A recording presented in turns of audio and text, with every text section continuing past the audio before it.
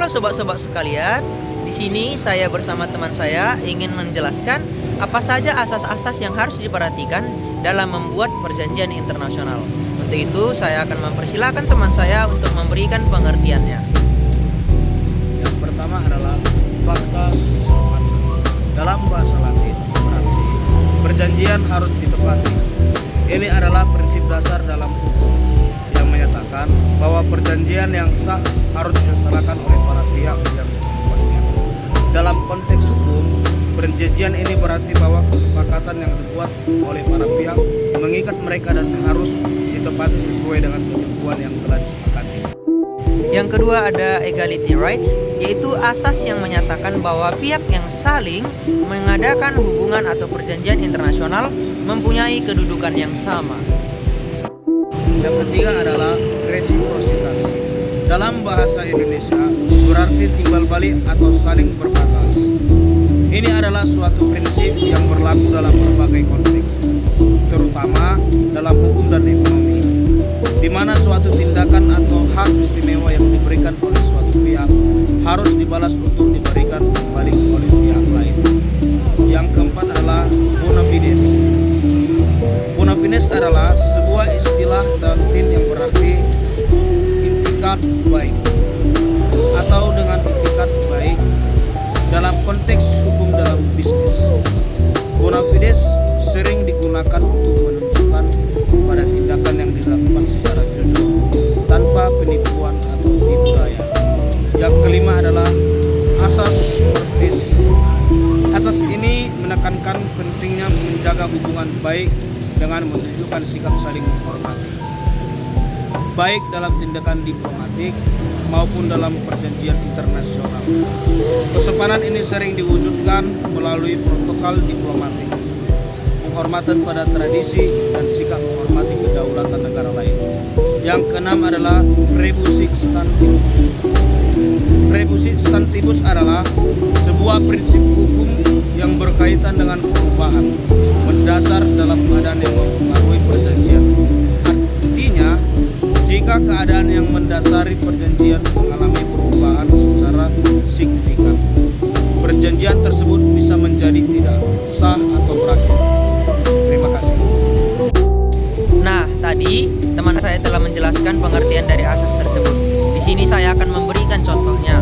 Yang pertama, fakta sunt servanda. Contoh dari perjanjian yang dilanggar yaitu Perjanjian Versailles pada tahun 1919, di mana perjanjian ini dibuat setelah Perang Dunia Pertama untuk mengatur kondisi damai di Eropa. Namun, Jerman di bawah kepemimpinan Adolf Hitler secara terang-terangan melanggar perjanjian ini dengan membangun kekuatan militer dan melakukan ekspansi wilayah.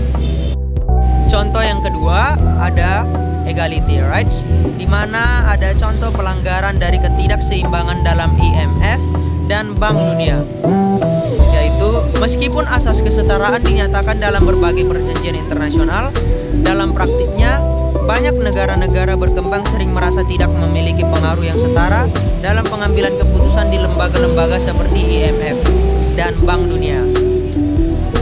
Yang ketiga ada reciprocity atau asas timbal balik. Contohnya adalah perang dagang AS dan Cina. Dalam perdagangan internasional, prinsip timbal balik sering dilanggar. Contohnya adalah tindakan Amerika Serikat yang menerapkan tarif tinggi terhadap barang-barang impor dari Cina, yang kemudian dibalas oleh Cina dengan kebijakan yang serupa. Tetapi keduanya saling melanggar prinsip timbal balik dalam perjanjian perdagangan. Contoh yang keempat dapat dilihat dari bona fides, yaitu penarikan diri Amerika Serikat dari Protokol Kyoto. Pada tahun 2001, Amerika Serikat menarik diri dari Protokol Kyoto dengan alasan bahwa perjanjian tersebut merugikan ekonomi domestik mereka, meskipun sebelumnya sudah menunjukkan itikat baik dengan menandatangani perjanjian tersebut. Contoh yang kelima, courtesy. Dapat dilihat dari perjanjian krisis diplomatik antara Qatar dan negara Teluk pada tahun 2017. Beberapa negara Teluk seperti Arab Saudi, UEA, Dan Bahrain memutus hubungan diplomatik dengan Qatar dan menuduhnya mendukung terorisme yang melanggar prinsip kesopanan dan dalam hubungan antar negara.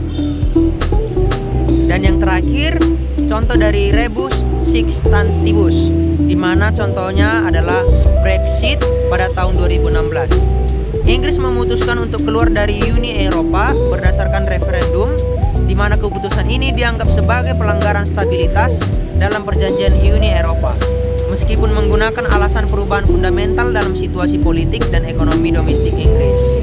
Jadi, itu saja yang boleh kami sampaikan dalam penjelasan kami. Jika ada kekurangan maupun kesalahan mohon dimaafkan. Terima kasih.